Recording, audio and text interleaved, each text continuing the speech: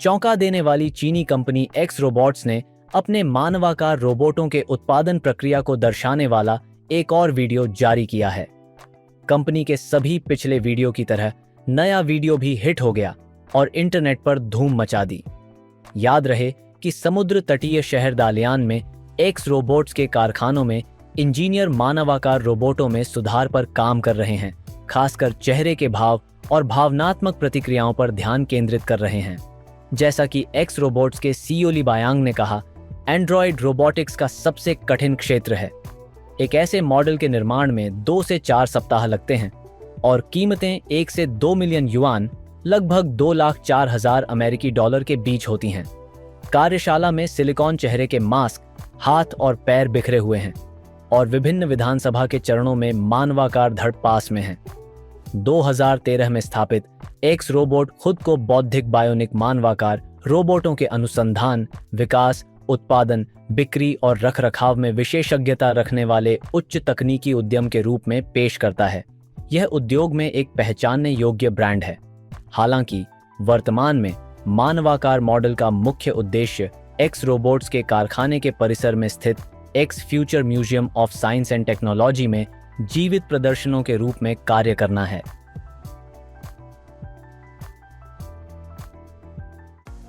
Marco Tempest खुद को एक साइबर इल्यूजनिस्ट कहते हैं, जो जादू और प्रौद्योगिकी के चौराहे पर काम करते हैं। हर बार संपादक और मार्क मार्कॉफ की संपादकीय टीम के बीच संघर्ष के कारण उन्होंने ईडीआई के साथ काम करने के अवसर बनाए। ईडीआई, जिसका मतलब है इलेक्ट्रॉनिक मिसलीडिंग इंटेलिजेंस, टेम्पेस्ट का नया तकनीकी सहायक है। एक दोस्ताना बैक्स्टर रोबोट जो कृत्रिम और मानव बुद्धि के बीच के अंतर पर विचार करता है। टेम्पेस्ट के अनुसार अतीत के यांत्रिक रोबोट, विक्टोरियन युग की सोचने वाली मशीनें, आधुनिक बुद्धिमान रोबोटों की तुलना में केवल एक भ्रांति थीं। दूसरी ओर ईडीआई पूरी तरह से वास्तविक है। 360 डिग्री सोनार डिटेक्शन सिस्टम और 2-7 एक्सिस मैनिपुलेटर्स के कारण। टेम्पेस्ट कहते हैं, हमारे लिए एक यांत्रिक संस्करण बनाने की संभावना में दिलचस्पी है। एक आदर्श रोबोट मानव से भेदभाव करना मुश्किल होगा और यह हमें डराता है। उदाहरण के लिए, हम रोबोट के चेहरे की विशेषताओं को नहीं पढ़ सकते, हम उनकी क्रियाओं की भविष्यवाणी नहीं कर सकते, लेकिन यह दोनों तरीकों से काम करता है। ईडीआई सहमत है। लोग अप्रत्याशित होते हैं और अतार्किक। मुझे बिल्कुल भी पता नहीं है कि आप लोग अगली बार क्या करने वाले हैं।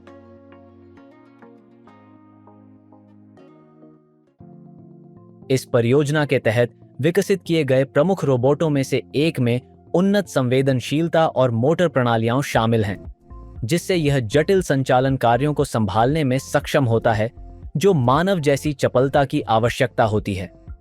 इस रोबोट को सेवा रोबोटों की क्षमताओं को बढ़ाने के लिए डिजाइन किया गया है, जिससे वे मानव के हाथ और हाथ की गतिविधियों की नकल करके विभिन्न अनुप्रयोगों में अधिक कुशल और बहुप्रकारी हो सकें। 360 डिग्री सोनार डिटेक्शन और मल्टी एक्सिस आर्म जैसी उन्नत तकनीकों को शामिल करके DXMRT परियोजना का लक्ष्य सेवा रोबोटों की क्षमता की सीमाओं को बढ़ाना है, विशेष रूप से उन वातावरणों में जहां उच्च स्तर की चपलता की आवश्यकता होती है।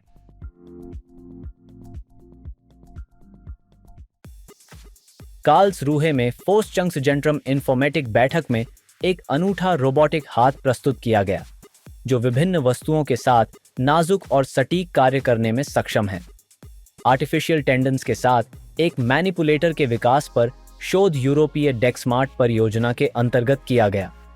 हमारे लिए विभिन्न चीजों को संभालना आसान है, जैसे कि एक कागज का कप जिसमें जूस हो, लेकिन यह रोबोट के लिए एक गंभीर समस्या है। शोधकर्ताओं ने एक मैकेनिकल आर्म विकसित किया है जो इन कार्यों को आसानी से कर सकता है, और इसके अलावा इसमें मानव हाथ की मांसपेशियों से अधिक ड्राइव हैं। अत्यधिक मजबूत पॉलीमर टेंडन्स, एक छोटे इलेक्ट्रिक मोटर और 20 सेंटीमीटर लंबाई के टेंडन के साथ 30 मिलीमीटर प्रति सेकंड की गति से 5 किलोग्राम के वस्तुओं को उठाने की अनुमति देते हैं। रोबोट के प्रत्येक अंगूठे, जैसे मानव अंगूठे, 3 खंडों में विभाजित होते हैं, जिन्हें अलग अलग टेंडन्स द्वारा नियंत्रित किया जाता है।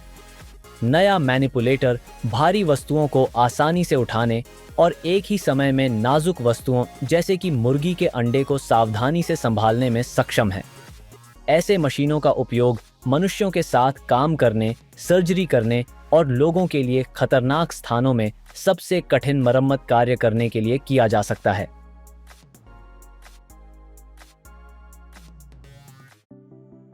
FZI research centre for information technology के हाउस ऑफ लिविंग लैब्स ने हॉली नामक एक उन्नत सेवा रोबोट विकसित किया है, जो विभिन्न जटिल कार्यों के लिए डिजाइन किया गया है।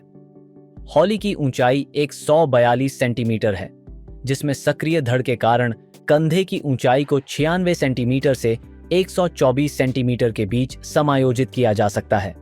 इस रोबोट में 49 सक्रिय स्वतंत्रता के डिग्री हैं, जो इसे अत्यधिक कुशल और सटीक आंदोलन की अनुमति देते हैं। 360 डिग्री सोनार डिटेक्शन सिस्टम से लैस हॉली अपने वातावरण में स्वायत्त रूप से नेविगेट और बातचीत कर सकता है। इसकी कैमरे वस्तु पहचान और बातचीत के लिए कृत्रिम दृष्टि प्रदान करते हैं। हॉली की बायमैन्युअल मैनिपुलेशन क्षमताएं इसे झुकने और फर्श तक पहुंचने की अनुमति देती है, जो नाजुक संचालन की आवश्यकता वाले कार्यों को करने में सक्षम बनाती है।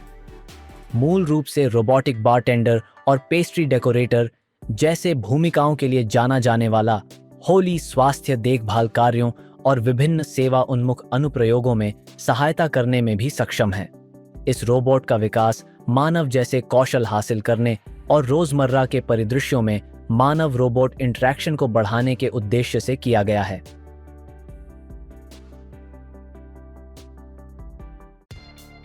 लारेन वी एक 6 पैर वाला रोबोट है, जिसे जर्मनी के फ्रॉनहोफर संस्थान द्वारा विकसित किया गया है, जो लारेन श्रृंखला का 5वां संस्करण है।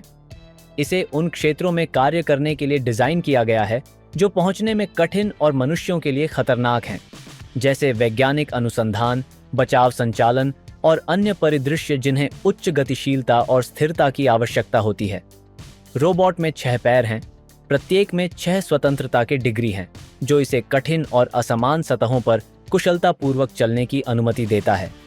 रोबोट विभिन्न सेंसर से लैस है, जिसमें कैमरे, लेजर स्कैनर और बल सेंसर शामिल हैं, जो इसे पर्यावरण में नेविगेट करने और सटीक संचालन करने में सक्षम बनाते हैं। ये सेंसर लारोन वी को क्षेत्र डेटा इकट्ठा करने और वस्तुओं या खतरों का पता लगाने में मदद करते हैं, जो बचाव संचालन या अनुसंधान मिशनों के दौरान विशेष रूप से महत्वपूर्ण है।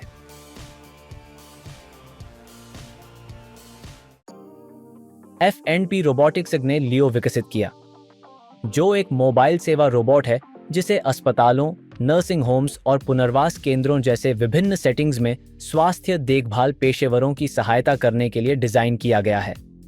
मानव ऊंचाई के लगभग खड़े लियो में स्वायत्त नेविगेशन क्षमताएं, वस्तुओं को पकड़ने और परिवहन करने के लिए एक कार्यात्मक हाथ और पर्यावरण की जागरूकता और सुरक्षा के लिए 360 डिग्री सोनार पहचान प्रणाली है।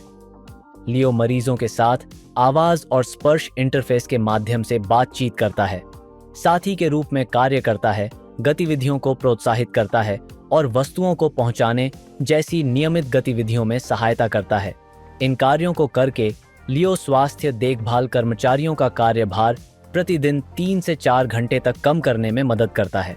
इसके अलावा लियो सुविधाओं की गश्त करके सुरक्षा बढ़ाता है, ताकि असामान्य गतिविधियों और संभावित खतरों का पता लगाया जा सके। विशिष्ट आवश्यकताओं को पूरा करने के लिए अनुकूलित लियो विभिन्न उपकरणों और प्रणालियों के साथ निर्बाध रूप से एकीकृत होता है। अंततः स्वास्थ्य देखभाल पेशेवरों को मरीजों की देखभाल पर अधिक ध्यान केंद्रित करने की अनुमति देकर देखभाल की गुणवत्ता में सुधार करता है।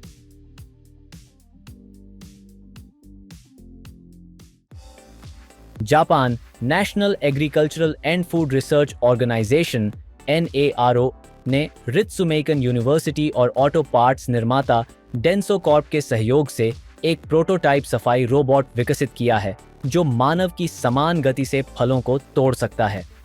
जापान के फल वृक्ष उद्योग में श्रमिकों की संख्या में कमी आई है और मौजूदा श्रमिकों की उम्र बढ़ रही है। फलों को तोड़ने के लिए एक स्वचालित रोबोट का प्रोटोटाइप विकसित किया गया है। सेब, जापानी नाशपाती और पश्चिमी नाशपाती को वी आकार के पेड़ों से तोड़ने के लिए। प्रोटोटाइप रोबोट बिना चालक वाले ग्राउंड व्हीकल्स का उपयोग करके पेड़ों के बीच चलती है और 2 रोबोट हाथों से फलों को इकट्ठा करती है। इकट्ठे किए गए फलों को एक स्वचालित फल भंडारण प्रणाली में रखा जाता है। जब स्वचालित फल भंडारण प्रणाली का कंटेनर भर जाता है तो इसे एक खाली कंटेनर से बदल दिया जाता है, जबकि रोबोट फसल काटना जारी रखता है। नारो के अनुसार प्रोटोटाइप लगभग 11 सेकंड में एक फल इकट्ठा करता है, जो मानव की गति के बराबर है।